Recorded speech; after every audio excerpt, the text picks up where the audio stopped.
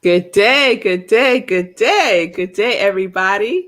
I hope you're doing well. It's good to see you, Gladys. Happy Friday. It's been a full week. This has been a full week. I wrapped up the conference that I was attending these last 3 days, and it was amazing. It was a CSL conference for new ministers. And so I was grateful to be able to participate in it, and it was awesome. But I have Zoom fatigue for sure. It was 7 hours on Zoom for 3 days straight. It was a lot, but it was a lot of great information. Good day, Nan. Good day, Lindsay. It's good to see you. Good day, Tim. It's good to see you. Yes, good day, everybody. Good day. So, Margareta, it's good to see you too. So, we are wrapping up, I think, our parable series, right?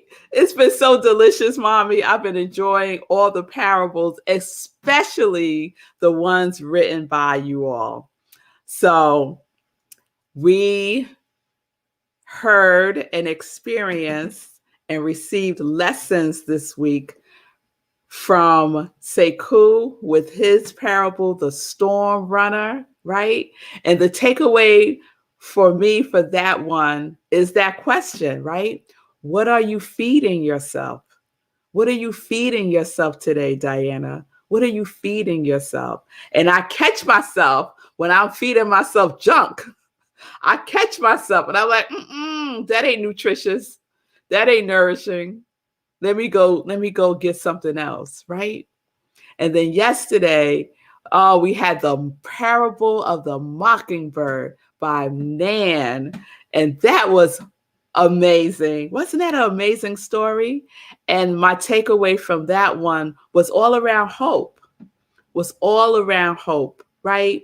When you feel like you're at your wits' end and there's nothing left, you can hope, because hope is that opening, right? And I love what you said, Lindsay, about hope being the seed for knowing, right? Hope is the seed for knowing, right?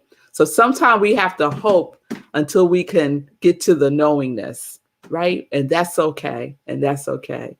So just shout out to Sekou, shout out to Nan. Love the parables. And we got another one, y'all. We got another one coming at you today in a moment. So I want to share this first. And a couple of you have reached out to me that you went and purchased the book and how much you love it. So I'm glad. Irvin Seal, Learn to Live, New Thought Interpretations of the Parables. So I think one of our brother Jesus' most popular parable is the parable of the prodigal son, right? And he includes that in this book. I think it's the last parable, actually. And it's very meaty, his interpretations, the New Thought metaphysical interpretations of the prodigal son. And so I just want to read this one little piece, and it is just one sentence that I want to read because it's in alignment with this next parable that I'm going to share. The mind that does not recognize its own worth cannot possibly make use of its riches. The mind that does not recognize its own worth cannot possibly make use of its riches. And so he was talking about the two brothers, right? So I'm not going to go through that story. I think most folks are familiar with the prodigal son parable. So with that being said, I want to share the parable of the lost girl. The parable of the lost girl. And I will reveal who wrote this wonderful one right after. Okay. A young girl connected to the universe of consciousness lived free and unencumbered. Arms spread wide, she danced among the magic of butterflies, dragonflies, and lightning bugs. She conversed with flowers and trees and sang rhythmic accompaniment with birds. She knew who and whose she was. Mm. As she grew older, the world, bold, sharp, and biting, came knocking one day. Mutterings of, "Who do you think you are?" And "You can't do that," along with musings of, "That's not for you. You're not really thinking of doing that," found a small crack of doubt in the girl. As she grew into adulthood, the world got bolder, sharper, and more biting. The crack began to widen, and the universe of consciousness in the girl narrowed. She began to feel encumbered, lost, unsafe, unloved, alone, and unworthy. Through a small health crisis, the universe whispered, "My child, you have strayed off center." The noise of the world drowned out the whisper and tightened its grip. Soon, through a more pressing health crisis, the universe loudly spoke, "My child, you have strayed off center." She heard and she knew the truth, but years of fear and doubt remained tight and kept their grip around her. After several years, the young woman, began the journey of reconnection with the young girl she remembered in her dreams. But the tethering to the world remained strong. Through a major health crisis, the universe boomed, "My child, you have strayed off center." The woman realized she needed to do the hard work of untethering herself from the world and to look inward and reconnect to the magic of the universe consciousness. She remembered the magic that lived within her and realized that she was never lost, never unloved, never alone, and never unsafe. She was worthy of all the magic. The universe consciousness within widened, and she embraced the knowledge that no matter where she is on her journey, whether hiking the clipped mountaintops or dipping deep in the valleys, she need only to reroute to center and reroute to the magic within. And always remember who and whose she is. Mm, mm, mm, mm, mm. I'm going to read that last paragraph because it's so delicious. I just got to read it again. The universe consciousness within widened. She embraced the knowledge that no matter where she is on her journey, whether hiking the clipped mountaintops or dipping deep in the valleys, she need only to reroute to center and reroute to the magic within, and always remember who and whose she is. Ah! All right, y'all. Need a drum roll. I need a drum roll. The Lord. Julian Hairston. Yeah. Oh, Hi. Julian, that was so good. Hi. Thank you for this challenge because it was hard. It was hard to write, and hearing you speak it, I started tearing up.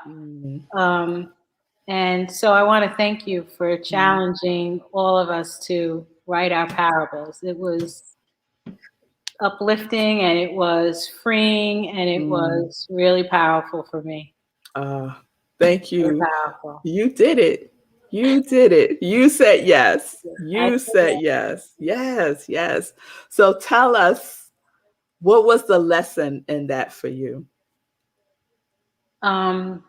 Really that I've never been alone. I've never been unsafe.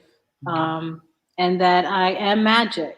And not both, and I don't mean it in like I'm magical and you're not, or you're not and you're not. I mean, we are all magic. We all have that magical. We're all connected, and we're all, like you say, a unique expression of God. Yes. And Yes. and it's funny that I've returned to nature.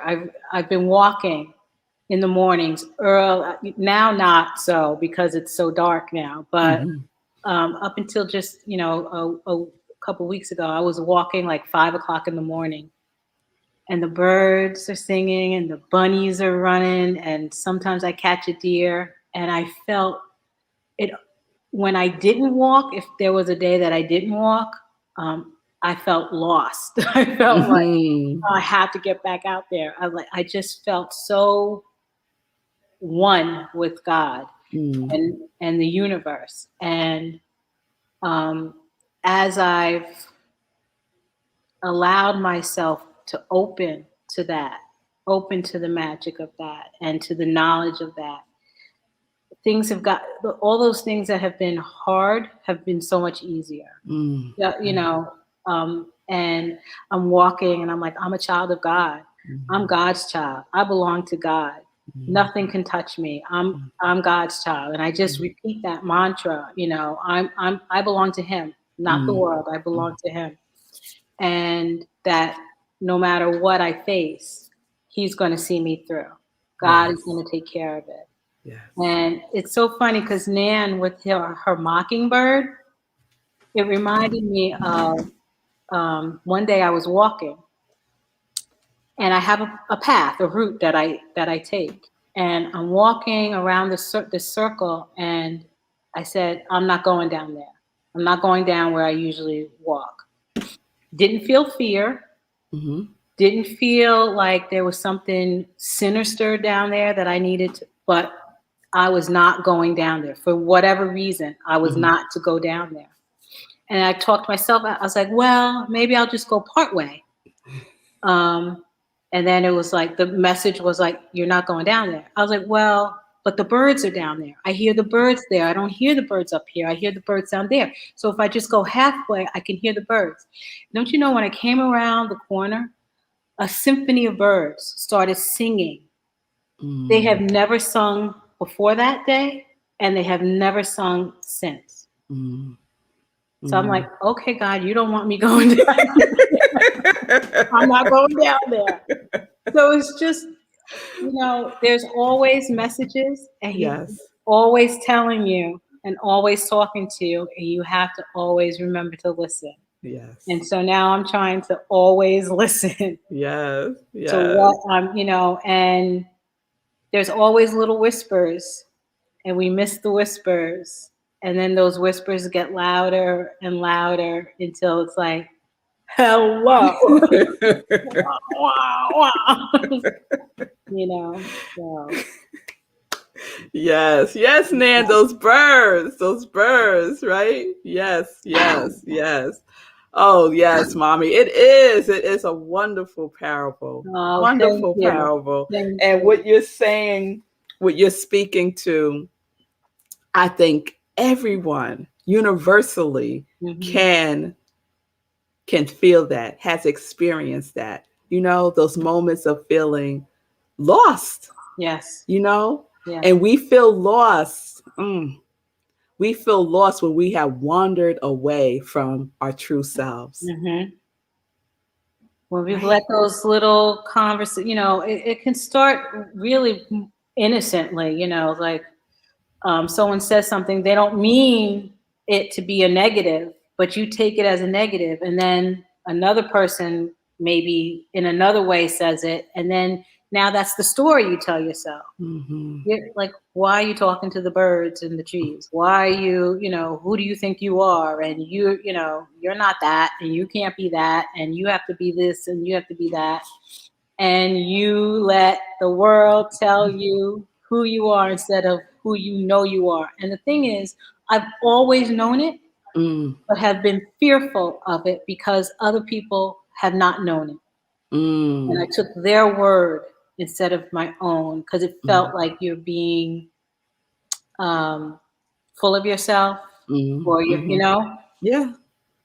Yeah. And there's so many nuggets there, Julian. So many nuggets because so this one nugget, you are who you surround yourself with, right? There is a collective consciousness, right?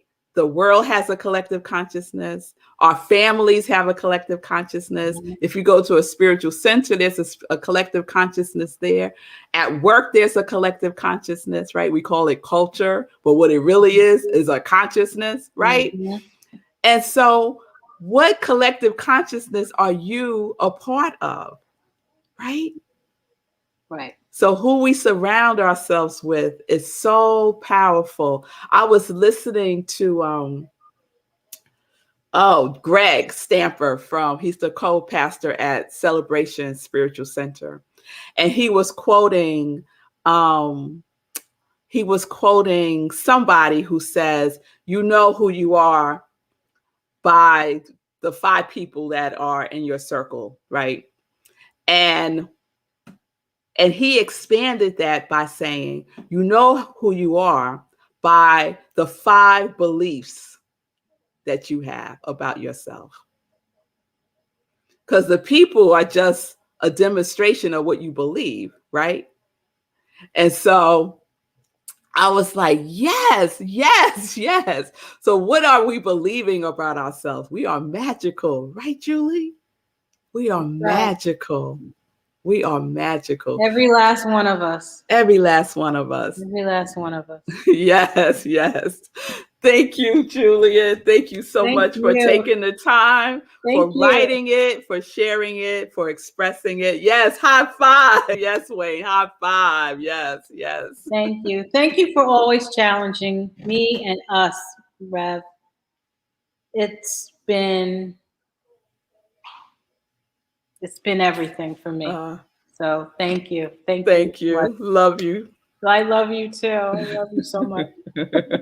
You know what you mean to me. You know where I've been and where I'm going, and I'm still climbing because I still have those little stories coming. You know, I challenge myself every day. We all do.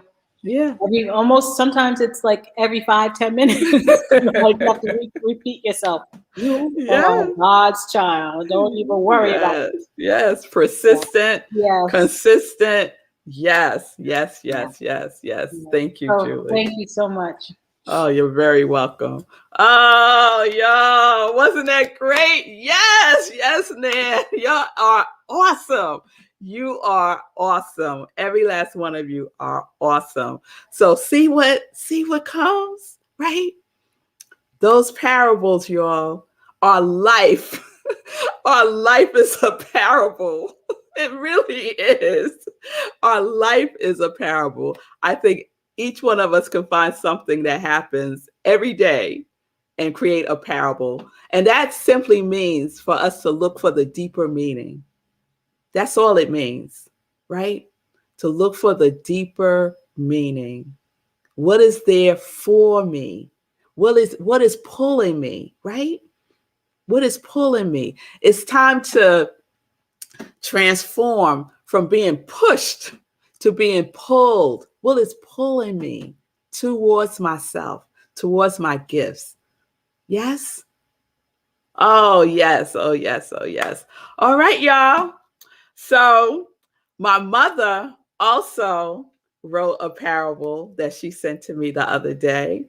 So I have to have a conversation with my mother about her wanting me to express the parable and being on. So Mommy, we'll talk over the weekend. But I think I'm just going to drop in some parables here and there. I think so, y'all. So I'm leaving the door open for everyone. If you want to write a parable, write it, send it to me. And over time, I'm just going to, bam, parable day. All right. That's what we're going to do. That's what we're going to do. All right, y'all. All right. Thank you, Lindsay. Thank you. Thank you. Okay. All right. So I am Rev Melissa. If you don't know, you know now. I am Rev Melissa. I am an ordained interfaith minister. I am a licensed religious science practitioner, and I am a purpose coach, and I am the spiritual director, senior minister at Rockland Centers for Spiritual Living. You can come to service. How about that? You could come to service on Sunday. We're having our first in-person service.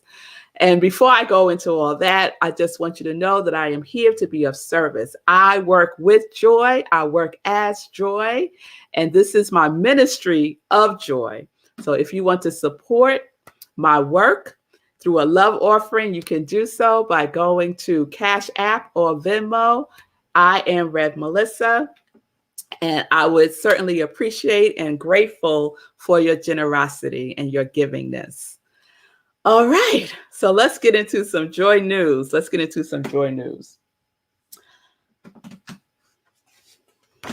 Sunday, living life in joy, 10:30 a.m. Eastern time. I shared yesterday that it is going to be a pre-recorded show because I'm going to be in service in person on Sunday. So we're going to pre-record the show. It's going to be a wonderful show.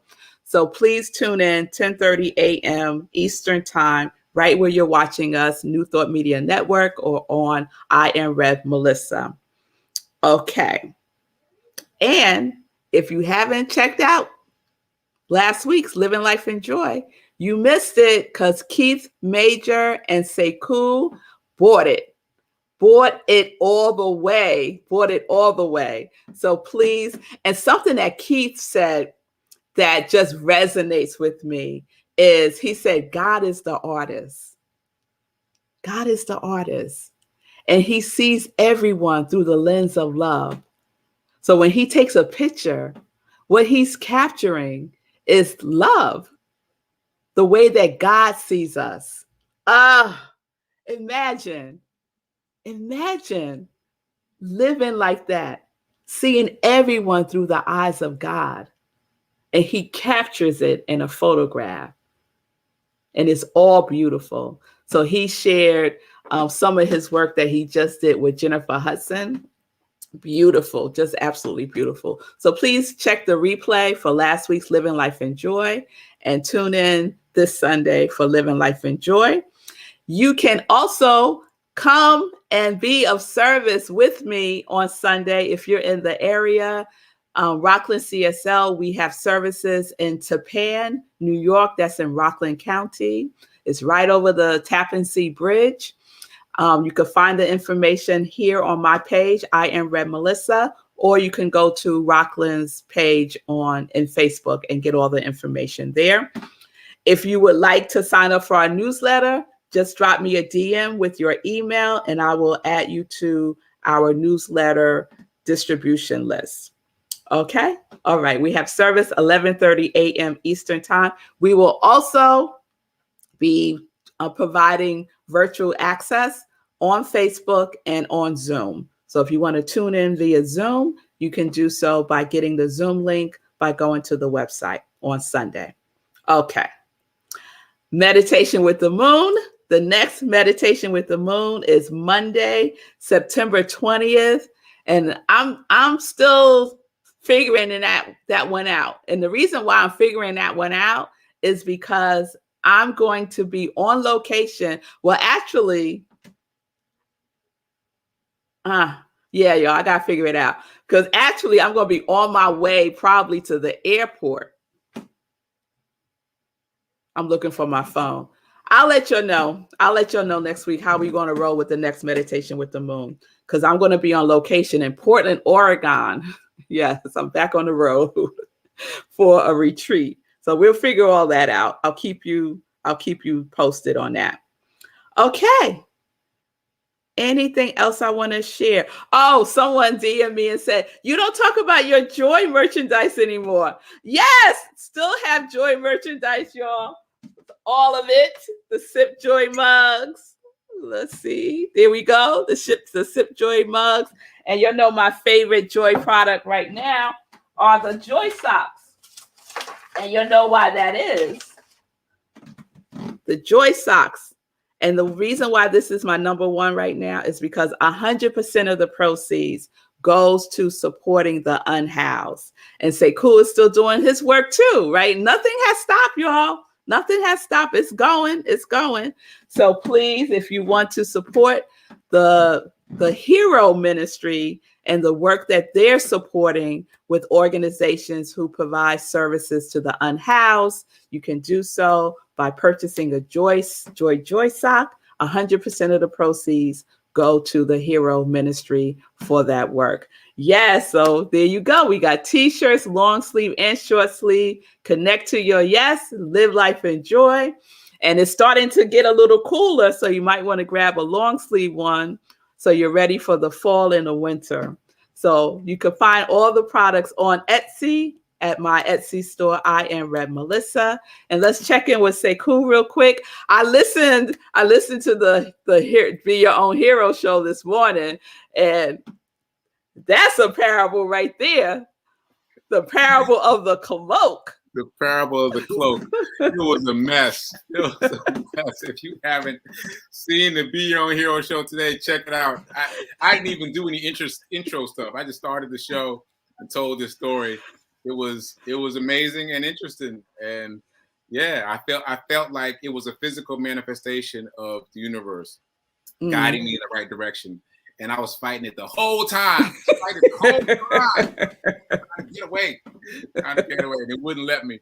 So yeah, the parable of the cloak. I even thought about you, and I was like, this is a parable. Right now. I'm in a parable. I'm literally stuck in a parable. Right now. But at the same time, I was like, I gotta get unstuck. I gotta help. Help. Yeah, it was very funny. So if you don't know what I'm talking about, go watch the replay. This has been my favorite episode thus far. My favorite story thus far that I've told on the Be Your Own Hero show. So check it out. Even better than the Smoothie King. So if you smell Smoothie King, you already know. Like that one. I was just on a Cape with my dad, and we went to my cousin's house. We're all sitting down, and my dad's like, "Now it's time." And I was like, "Time for what?" He's like, "Tell everybody the Smoothie King story." I was like, "You too, Dad? You too? That's what we're doing? I got to tell the story, the Smoothie King story on demand?" So anyway, this is even better than that story. That's the point. So go check it out. Yes. Thank you, Sekou. And congratulations, Sekou, on day 102? 102 today. 102 days of consecutive running, over 260 miles, which is further than New York to Dulles Airport in D.C. And over $2,000 raised so far. Just go to my website, sacredrights.com, and you can contribute right there. Only $13 will be 5 cents per mile. So $13. Yes. Yeah. So I'm already in there. So come on, Congregation of Joy, support this charity run. And you can do so just by going to Sekou's website, and all the information is there. All right. So I saw, Diana. Yes. Look for the deeper meaning. What is pulling me rather than continually being pushed? Yes. And the very popular quote by Michael Bernard Beckwith, right? That you are pushed by pain until you get pulled by vision. You're pushed by pain. So many of us start this journey because we're in pain, right? We're in pain. And so the pain is pushing us. Yes. And then the transformation starts to happen. Instead of being pushed, we find ourselves just pulled, right? Just pulled in by this vision of what our life can be. And that's where the deliciousness is. That's where the birds are singing. That's where our intuition is speaking to us. That's where the rerouting and the rerouting is happening, in the pulling. All right, y'all. So, yes, Lindsay. Pushed by pain until we are pulled by vision. Yes, yes, yes. All right. Have a wonderful weekend, everybody. I hope you all enjoyed the parable series. We'll have some nuggets of parables throughout time.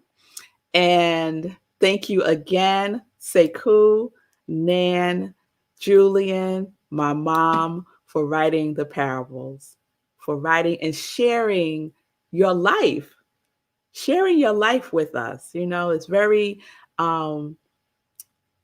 it's to be vulnerable, you know, when you share the essence of what you've gone through and how you have gotten over. It's just beautiful. It's just beautiful. All right. All right. Diana, you giving it to me today. She said, my favorite quote by MBB, rerouted. Have a good weekend. All right. All right. All right, y'all. So peace and blessings, peace and justice. We're living life in joy, connected to our yes.